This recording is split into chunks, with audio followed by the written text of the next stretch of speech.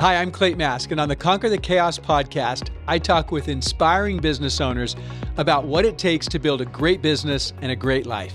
That means more money, more time, more control, more impact, more freedom. So keep listening to hear the tough lessons they learned so you don't have to repeat them. All right, welcome everyone to this episode of the Conquer the Chaos podcast. I'm your host, Clate Mask, co-founder and CEO of Keap, and I am really excited to share with you our guest today, who's been a longtime friend and somebody in the Keap Nation for many years. Daniel Bussius is both a partner, he's a longtime customer and user of our software. He's helped 2 of our customers win Customer of the Year, and he was our Partner of the Year in 2019. Did I get all that right? I think so, yeah. All right, very good. Daniel, and by the way, I'm so excited to have you. If for nothing else, so we could put to rest the long debated question of the pronunciation of your last name, which as we know is Daniel Bussius. Daniel Bussius, yes. All right, Daniel, we're excited to have you. And the reason why I'm really excited for our audience to hear from you is because when we talk about the business keys to success of strategy, automation, and leadership, inside of strategy and automation, in between those is where systems really come into play. Absolutely. And systems are what change the game for small businesses. People hear me say all the time, automation is the great game changer for small business. But if you don't get the process right, if you don't get the strategy right, the process right, the system right, then the automation is not really changing the game the way you need to. So Daniel is an amazing authority on small business CRM, marketing, and the strategy, the systems, the automation that you put in place to grow your business. So if anybody out there, I don't know, has ever wondered, man, I'd love to get my marketing on autopilot. I'd love to get my sales going on autopilot. You've come to the right place. We're going to have an awesome conversation, and Daniel's going to share he'll be dropping some nuggets of wisdom. So Daniel, is there anything else that you want to share before we get started here that the audience should know about you? Gosh, I've been running my business since 1998. I've had the opportunity to work with well over 1,000 businesses from all over the world. I've worked with from Fortune 100 brands all the way to New York Times bestselling authors and small business owners just like Keap customers all over the world. And so I pretty much think I've seen everything in regards to small business automation and the challenges. And being a small business owner myself, I can empathize and I uniquely understand the importance of building a correct strategy with the automation in place to have success. Awesome. Yeah, you're the customers who rave about what you do for them, that speaks for itself. Obviously, the winners of our Customer of the Year contest, not once, but twice. But really, many times I've talked to customers, whether it's at our annual conference. By the way, Let's Grow, November 21st, 22nd. You don't want to miss that conference. It's going to be fantastic. I hear this a lot of times where people are like, oh, I was having this problem. Then I started working with Daniel. And it's like, oh, great. That's fantastic. I mean, I've heard it many times. And so I know you do great work. Thank you. And I know from conversations you and I have had in the past, you're a really great systems thinker. What is it about small businesses that sometimes if you look at big businesses, they have systems for everything. Yeah, absolutely, yeah. Why is it that in small business that tends not to be the case as often? What is it about it? That's such a great question. And I think every small business owner that's listening to this podcast is going to uniquely understand that you have to wear so many different hats. Mm-hmm. And so you're fighting on all fronts of how am I going to figure out my taxes? Am I going to hire someone? What's the next thing I'm going to do for sales or for marketing or to streamline my business? And so sometimes you can't see the forest for the trees. Right. And so you end up trying to do everything. And what ends up happening is you do a little bit poorly of everything. And so what big businesses... I laugh because I can relate. I know. I understand. Yeah. And before I even worked with Keap in my own business, I had those same struggles. And then once I came to the Keap ecosystem, almost a decade ago, then it was like the door was open and the light came in and I'm like, oh my goodness, like this is the key. Once you have a process, implement the process, and it truly does take that weight off your shoulders. And I think a lot of small business owners are not thinking about that, as all you have to do is figure out a process. Yeah. It doesn't have to be the process I talk about in my book. It could be lifecycle automation. It could be any process, but you have to figure out a process. Every big business has figured out a process for everything they do, whether it's operations, hiring, marketing, sales processes. And it can be a simple process, and then use automation to build that. And once you've done that, you've now removed human error and time off of your plate. And then all you have to do is start to look to optimize ways down the road. Yeah. Yeah. So people get stuck on systems because, as you mentioned, wearing all the hats. Yeah. I know people can relate to that. They're in firefighting mode. They're reacting constantly. And so then they end up kind of skipping across, different areas. They do a little bit of this, a little bit of that. And they don't buckle down and go, okay, well, what needs to happen here? And then what happens next? And then what happens next? And then what happens next?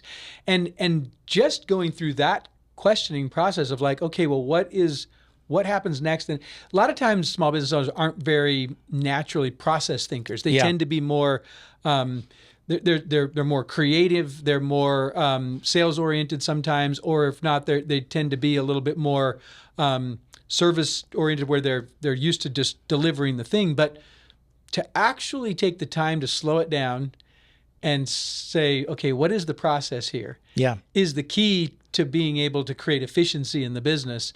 And so if you're listening and you're, what Daniel described might be described in a word as chaos, right?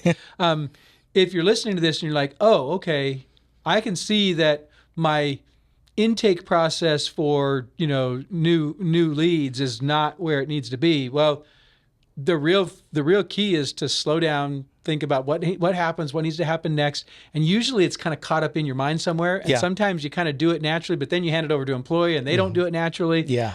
And so it's really just a matter of slowing down, but working with someone to unpack that process can be extraordinarily helpful. I would agree with you.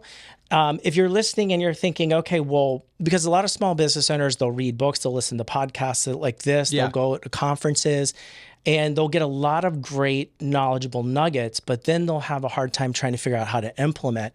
And so if you're listening to this, one of the things I would suggest is, I would argue everybody's been to a restaurant at some point in time. And marketing's really not that difficult. And if you look at the experience of a restaurant, you go there, they ask you where you want to sit. That's really your journey of where do you want to go, right? Like, do you want to sit outside? Do you want to sit inside at a booth? And then they're going to ask you, is this the first time here? If so, they're going to educate you. And you're going to go through the process of an appetizer, an entree, a dessert, and then you're expecting to pay, right? And that's a simple process. And that's really boiled down a very simple way of looking at a customer's journey. And so if you implement that into your business, or you put the lens on your own small business and say, okay, well, through the lens of like a restaurant experience, what are they doing? What's my customer or prospect looking at or considering, or what would they like to know, so I can help them before they make the purchase? And then how can I help them maybe as an appetizer before the main thing that I want to sell them? And it's really what I'm talking about is kind of not only the customer journey, but what's also called a customer ascension, right? Of, okay, I want to send you, I want to offer you this, and then ideally you're going to go to this next thing, and then ideally you're going to go here, and you're going to have a great experience. And I'd argue that at any point in time, if you've been to a restaurant and their waiter or waitress doesn't offer you an appetizer, or doesn't offer to refill your drink for you, you might be kind of miffed, like, hey, I'm not getting good service. But all along the way, that's been designed to sell you and serve you. And so ultimately, that's what we want to do with our automation in our small businesses, is create an amazing customer experience and automate it so we can have more time focusing on delivering more great experiences and infusing better quality into our products and the execution of our business. Yeah. So when people are thinking about, okay, well, what's the process? What needs to happen? And then what happens next? And what happens next? What I'm hearing you say is, we'll look at it through the lens of your customer. What is your customer, what does your customer want to do? You have to also look at it from what you're trying to accomplish as the business. But if you just look at it one side or the other, you kind of miss where those things really come together, the business's objectives and the customer's objectives. And I think if you're going to err one way or the other, you want to err on the side of what the customer's trying to do, Yeah. so that you can serve them effectively. But I will say this: sometimes I've talked to entrepreneurs, business owners, and I think they get too pulled by what the customers want to do. Sometimes the customer actually doesn't want to. What they want isn't going to be a profitable experience for the business, and so you have to balance both sides of that, of what you're trying to accomplish. Which, by the way, is one reason why I really like the customer ascension that you're calling out, not just the linear journey of from point A to point B and then, game over. The way we describe it, and I like your point of like, however you think of this process, you just need to make sure you get your process in place. And we give people a framework of the customer life cycle so they can understand from, collect leads, convert clients, create fans, and the journey that the customer goes through along there. You've created a framework. I'd love for you to share a little bit about that, because it really is sort of the foundation of your marketing built by love, which is the book that you wrote and and what you've taught. That sort of it's the strategy that underlies your systems and automation that you put in place. Well, I first want to say that Keap's Lifecycle automation is absolutely incredible. It's excellent, and it's very powerful.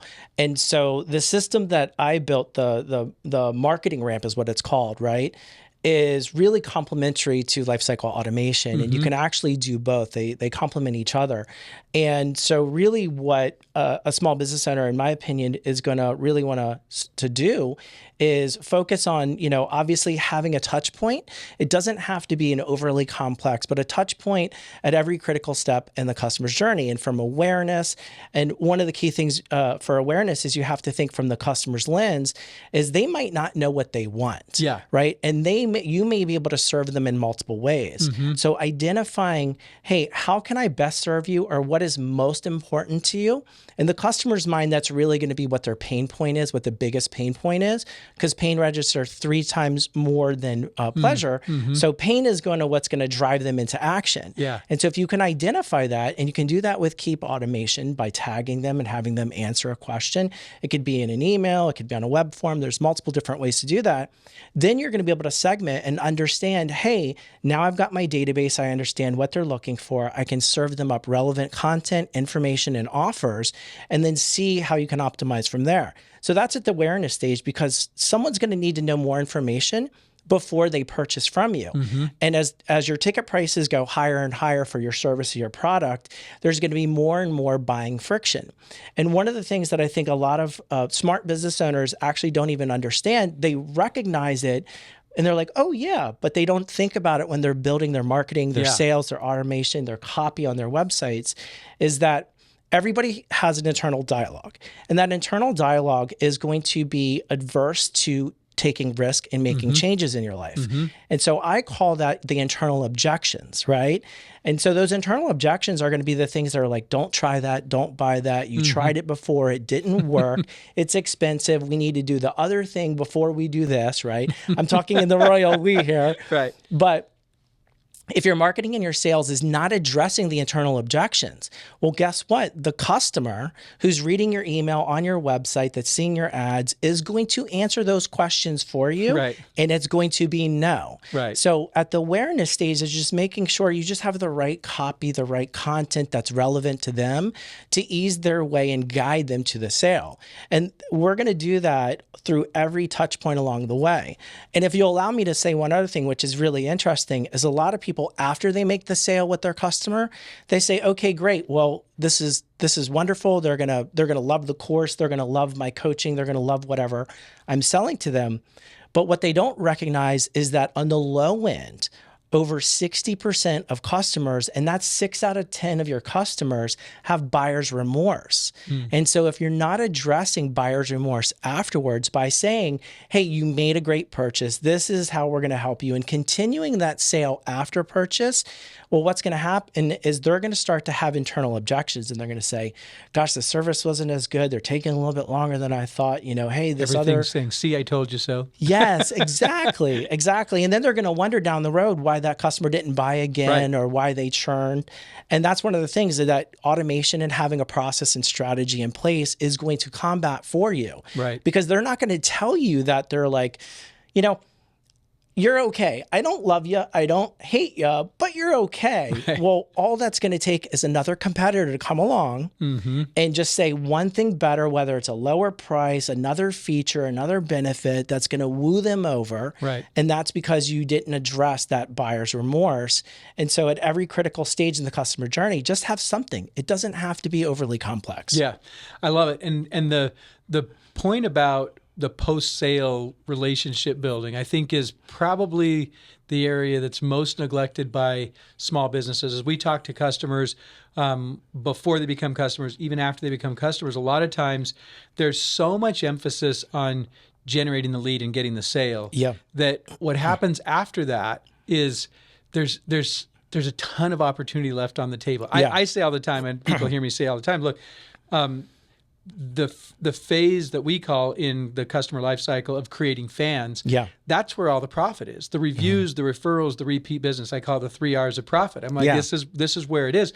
But we put comparatively so much less energy and emphasis on that part of the customer's journey, and we leave a lot of opportunity on the table. And we leave, like you said, we leave ourselves open to competitive risks and those sort of things, because the customer, as you said, oftentimes does have some form of buyer's remorse. It's normal. Yeah. So give us like maybe some just simple, concrete examples of what automation can do when you've got that part of your process figured out post-sale. Yeah. What are some examples of what automation can do to reinforce the sale, to help create, some the kind of growth that I'm describing where the profit comes post-sale?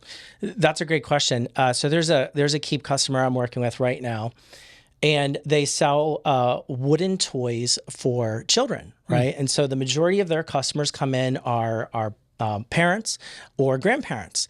And so one of the things I said is, okay, great. So someone makes an order, and then you make this wooden puzzle or this chalkboard or whatever, piggy bank, and then it's going to take X amount of time before it goes out. Now, after they made the purchase, the credit card's been run, it's going to take you usually 6 to 7 days to actually manufacture and then ship. And depending on the location of where they live in the United States, it could take between 1 to 3 days to get there. So this is like 2 weeks.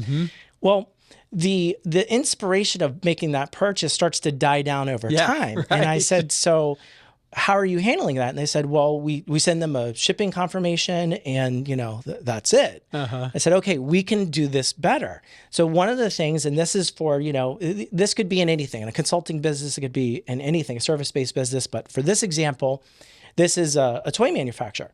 And so I said, what we're going to do is immediately after purchase, we're going to wait one day and we're going to send an email. And what we're going to say in the email is we're going to let them know, hey, so our elves are making your wooden toy. We're using organic paints, and we're instilling some joy in the experience. So even though they're not the end user, they can feel the excitement that their child or that special child in their life is going to have. That's cool. And then as we know, we know that on average it takes 6 days for them to manufacture, and then again another additional days. I said, so then what we're going to do is closer to the ship date is then we're going to send another email. That's not going to be your standard boring, like, here's your shipping confirmation, here's your tracking code. And we're going to let them know this is what the box is going to look like. This is what the unboxing experience is going to be. So then it's just one more thing like that can keeping them engaged along the way. Shipping confirmation goes out. We already know by that trigger from the shipping confirmation that when they receive it, then we're going to send another email the next day after they've received it to say, we have a lifetime guarantee. This is ways to play. These are opportunities that you can have to engage with your child, whether it's a piggy bank or whether it's a STEM-related puzzle. And so that's giving them fuel to understand, like, hey, there's different ideas and ways that I can play with my child, educate them, and create memorable moments. After that, so that's the customer journey right there at that stage after purchase. Then it's ripe to then say, hey, can you rate us and can you write us a review? Yeah. At that point, they're like, this is great. The company's been very communicative. They give me ideas to create memorable moments with my child. And now they're going to write a review. They're going to be more likely to do it. They're going to give 5-star reviews, and they're going to refer all their friends and family. And now they have an opportunity down the line to say, hey, for your child's first day of school, for your child's birthday, or another special moment, they have an opportunity to sell them again because they have this memorable moment with the brand that otherwise before would just be, thank you for your order, here's your shipping confirmation.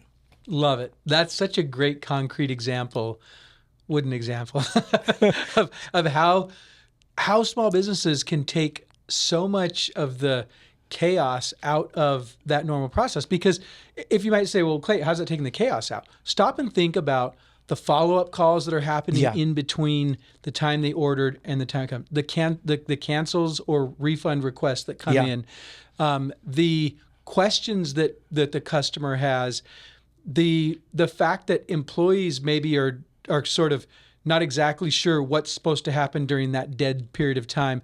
There's questions that people have, and anytime that your lack of process is evoking questions, you're creating chaos. Yeah, absolutely. Versus the what you've described, not only does it settle down that chaos in that interim period for the employees, for the business owner, for the customer, but it builds relationship. Yeah. It lays the foundation for reviews, referrals, repeat business. It's actually creating increased excitement and joy for the customer. And what you're doing. And by the way, it's all with automation. You just have to design it once and then put it in place. And so, this is why I say, look, if you stop and slow down and get the process and the strategy figured out, then you set it on autopilot, and each customer that buys, you're eliminating a little bit of chaos. You're taking a little bit of the churn of small business life out of the picture, and you're improving the reviews, the referrals, and repeat business. So that was awesome. Thank you for going through a specific example. Yeah, absolutely. And that's really just one little slice of the customer journey. Yeah. What I say to people all the time, when you get your strategy right, your customer strategy, and just by way of reminder, in the 3 business keys, strategy, automation, leadership, strategy we divide into company strategy and customer strategy. Yeah. Because the company strategy, that's the purpose, the values, mission, the goals, of the company. The customer strategy, I argue, is actually the more important part, because if you get the customer strategy right, which is, the customer's life cycle, the ramp, the marketing ramp, as you've described it, when you get that right, now you have a not only a process, but the why behind it, the rationale behind it. And when you automate that, it creates all kinds of goodness in the business, both the time savings, the chaos and the churn that happens, but also the revenue and sales and just the growth of the business in a profitable way. So thanks for going through that. That was awesome. Okay, we're going to keep this going, but first a quick message for you. Conquer the Chaos listeners, let me talk to you straight for just a minute. You're running your business and it dominates your mind. It can be very difficult to take a step back and see what's needed to create balance in your business and your personal life, and to create great growth and development and progress in your business and personal life. One of the most powerful ways to gain the perspective that you need is to get away from things and immerse yourself in an environment where you're going to be inspired, where you can see possibilities, where you can create connections, and where you can learn and grow and develop. And I know of no better place for entrepreneurs than Keap's Let's Grow Summit. For years, we ran this conference as just an amazing mecca for entrepreneurship. And then, truth be told, for a few years, we didn't run it.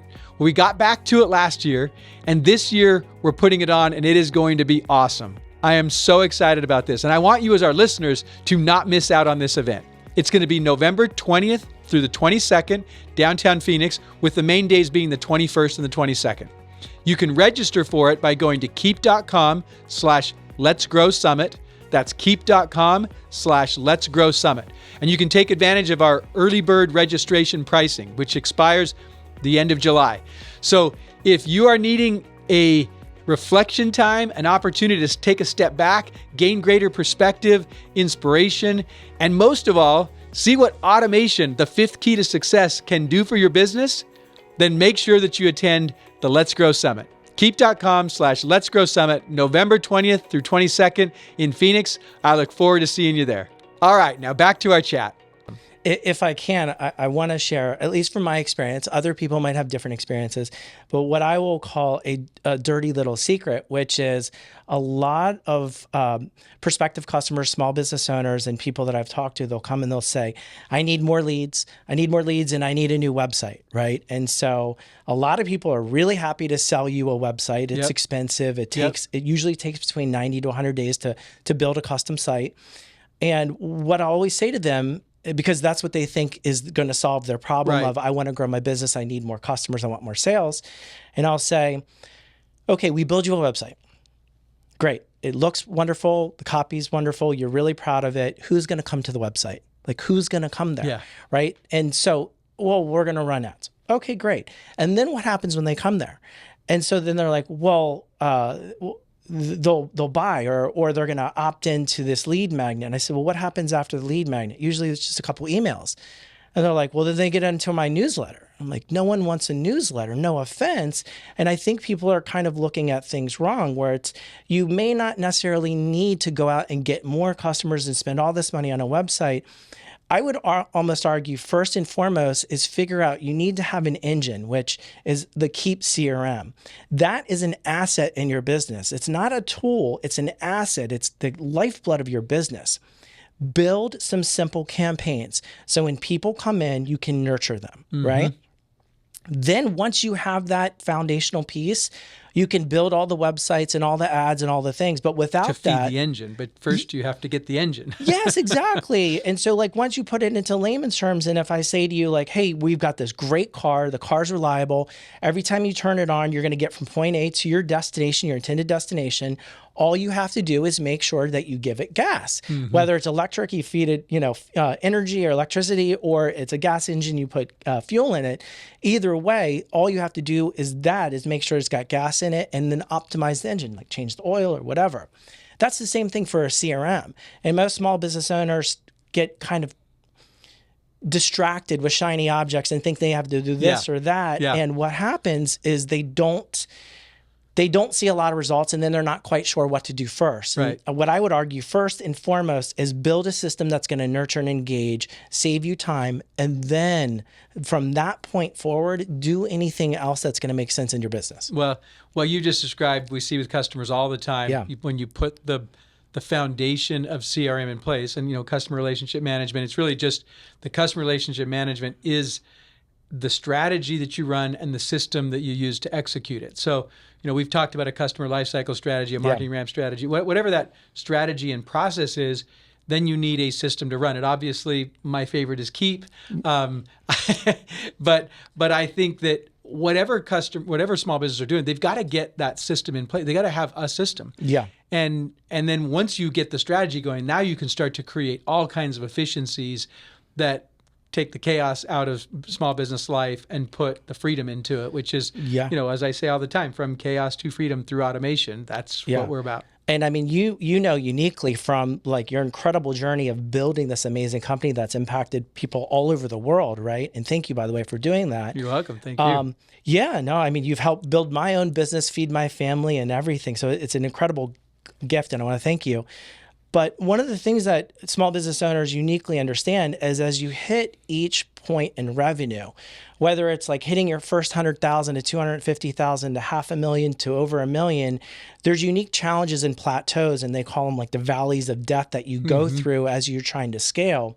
And the one thing that people need to understand, or at least I'd emphasize and urge you to understand, and no matter where you are in your journey, is that without a process in place, you're going to have chaos, because how are you going to hire anyone without saying, this is the system, this is how we use, this is how we intake our customers, this is how we look at a sales pipeline, these are the templates we're going to send out, this is what happens at every point at the stage. Yeah. And so it's going to help you scale and help you when you hire to have that source of knowledge that's all in one place. Yeah, I love it. And that's, what I love about automation is it creates more time, it creates more opportunity, it creates more money, more impact, and you can do it all across the business. It's not just a matter of generating leads and converting leads. It's in optimizing the sales process. Yeah. It's in services. It's in the internal operations and streamlining the business. And so, when we started many years ago, it was just marketing automation.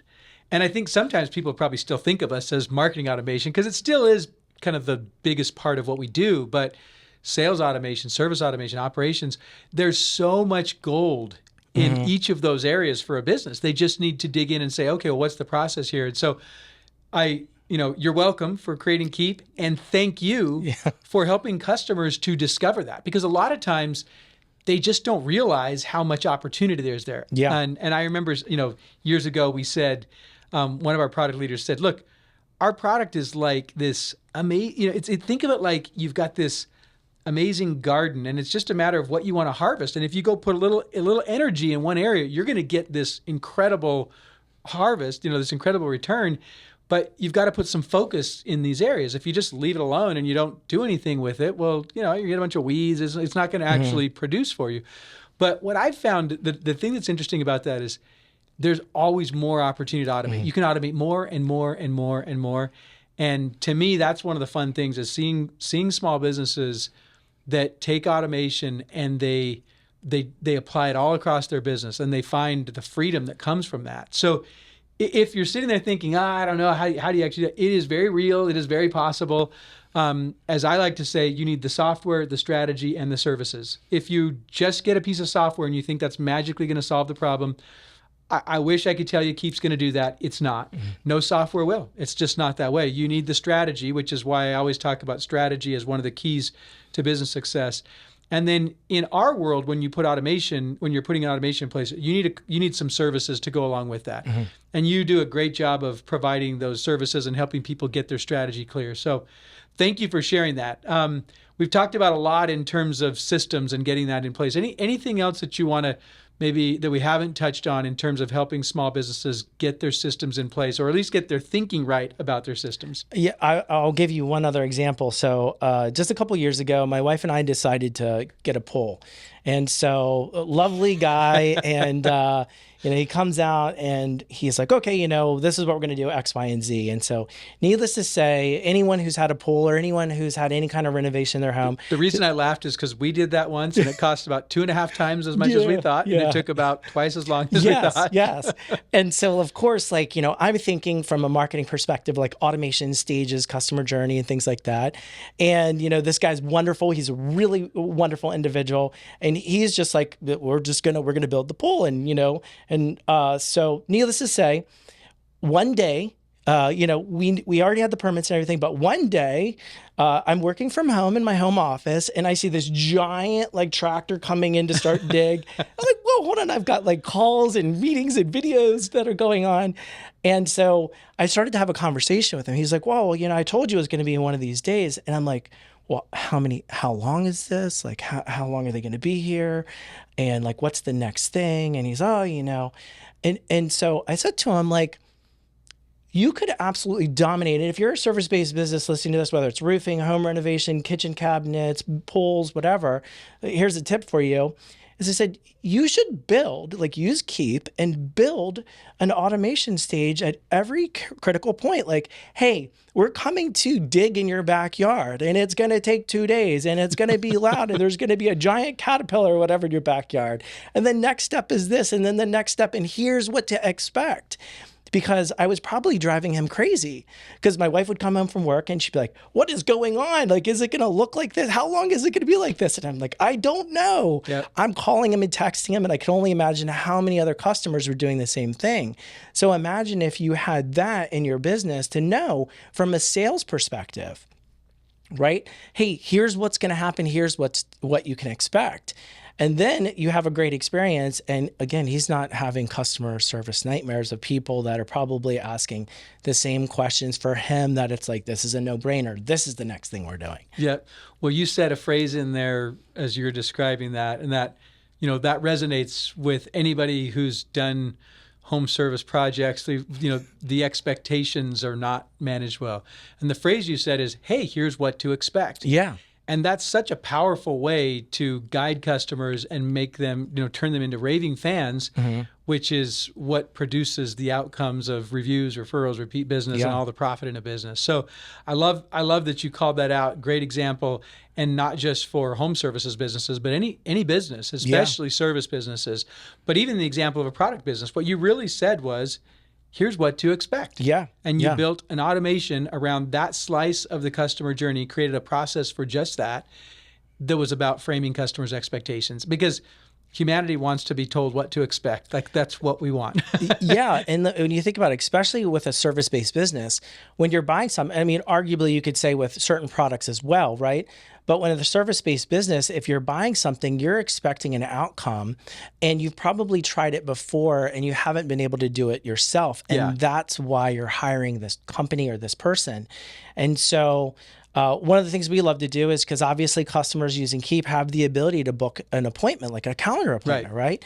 And so before that appointment shows up, whether it's a physical appointment or it's like a video call, is to inform them, like, here's what's to expect on the call. Yeah. Here's a range of services. This is what it kind of looks like, to already get them in that mindset. When they get on that call, they're a little bit more well-informed, and you're actually guiding them to show them, like, this is the path and this is how I'm going to enable you to cross that chasm that you haven't been able to cross before. Yep. I love it. So just to kind of summarize what we've talked about the strategy that leads to automation, and how getting your process right can be the difference between a great customer experience that leads to profits, or a poor customer experience that leads to cancels, competition, all the things that you don't want in business.